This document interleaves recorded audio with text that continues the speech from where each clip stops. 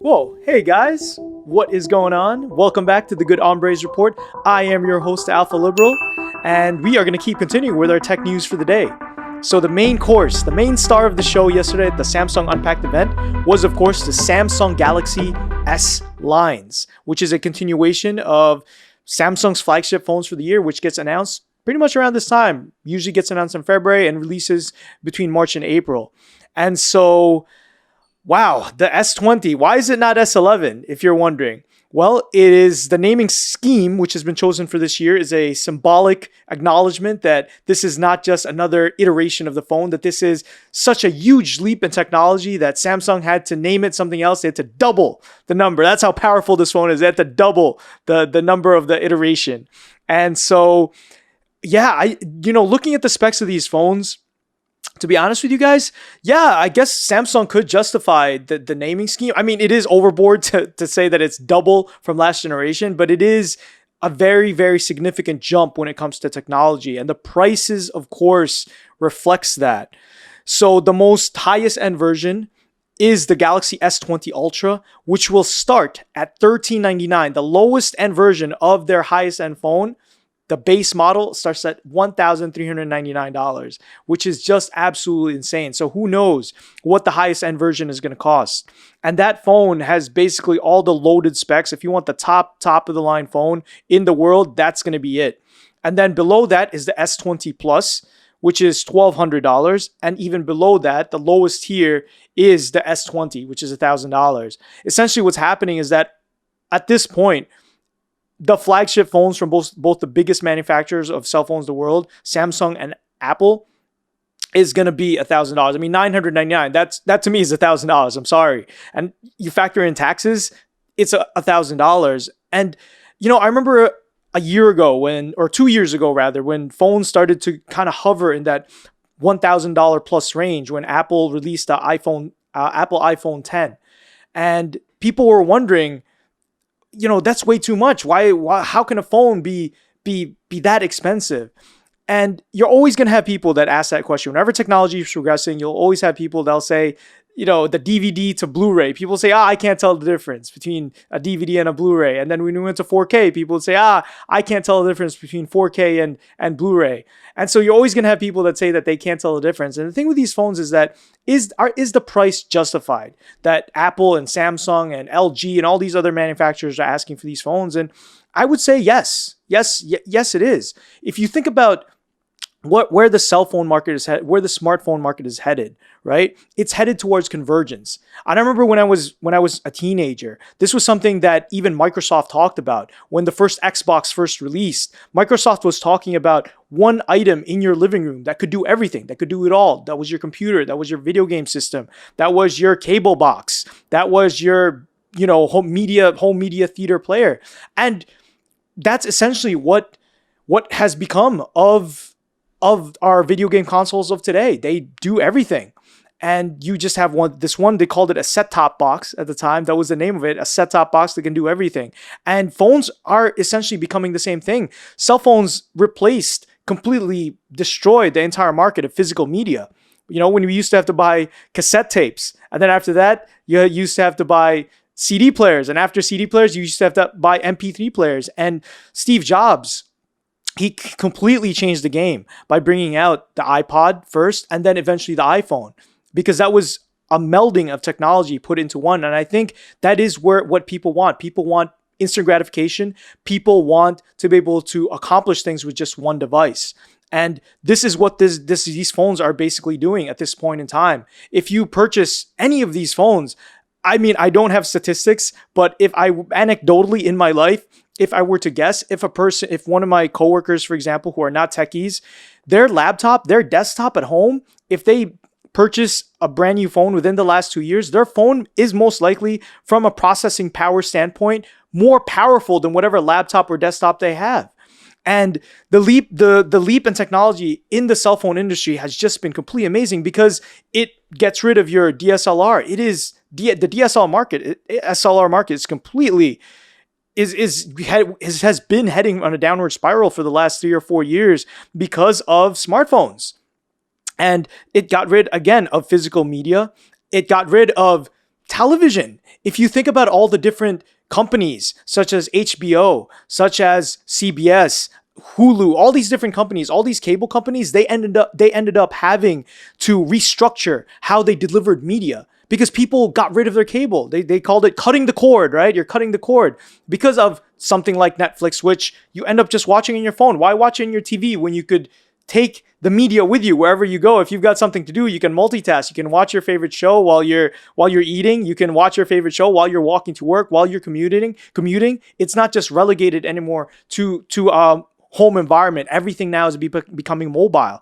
And phones now, I mean, they can double as your key. Eventually, cell phones are going to become your key. Instead of having a key, you're going to have some electronic security system that as soon as your cell phone walks in, you can open the door, because car manufacturers are already doing that. High-end car manufacturers like BMW are doing that. Tesla had already started doing that years ago when they first released their first model.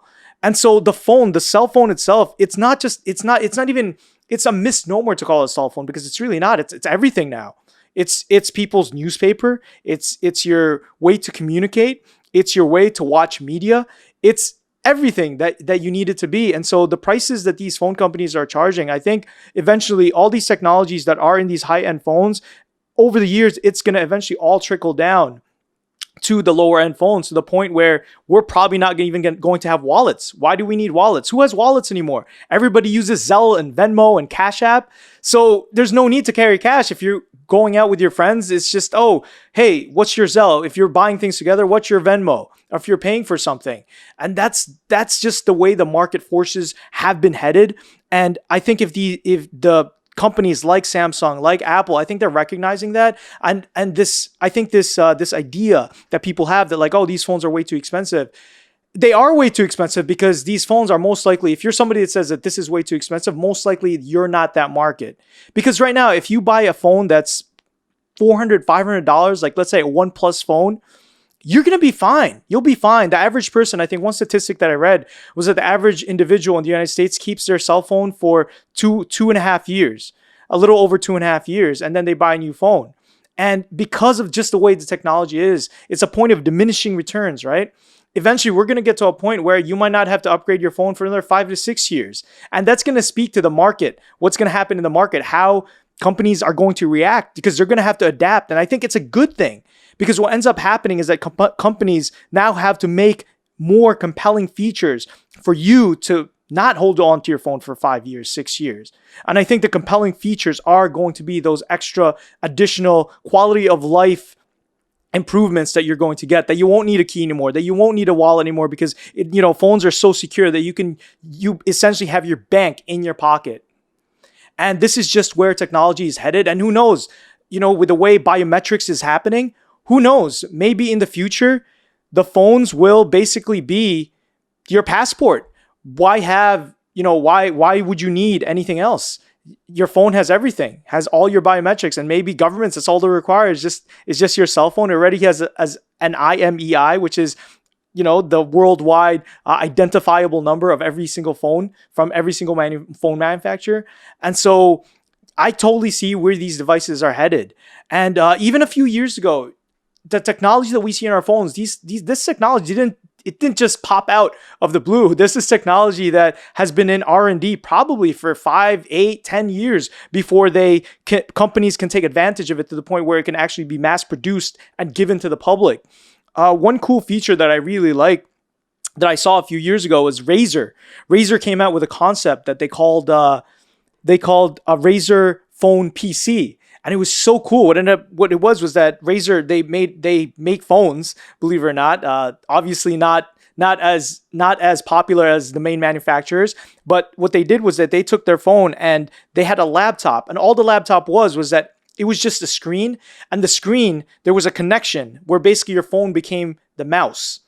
And once you connected it to that laptop, once you connected your phone to the laptop would power on, and it essentially became just like any other laptop. The interface would change on the entire phone to integrate into the LCD screen. And Samsung has been kind of trying to do the same thing with the DeX, with the Samsung DeX system that they have, which is a dock that has an HDMI output that you connect your phone to it, you connect your Samsung phone to it, and basically it becomes a full-fledged computer that you can connect keyboards, you can connect mouse, and basically acts as just a regular computer PC.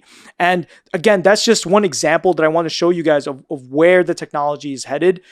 And it's convergence. It's going to be that. It's going to be convergence. I mean, I know the Microsoft is releasing the Xbox One X this year, and Sony is releasing the PS5 in December. And I know there's a lot of Sony fans out there. That is the leading console worldwide, the PS4. But I think Microsoft is thinking further ahead than Sony, because what Microsoft is doing is that they're investing into cloud software, because they understand that it's not about the hardware anymore. It's not about sitting in front of your TV and having this big lugging thing. It's about being able to take the games, the software from one platform to another, or having one thing that people are not going to go out there and buy a console when they can play a game on their phone.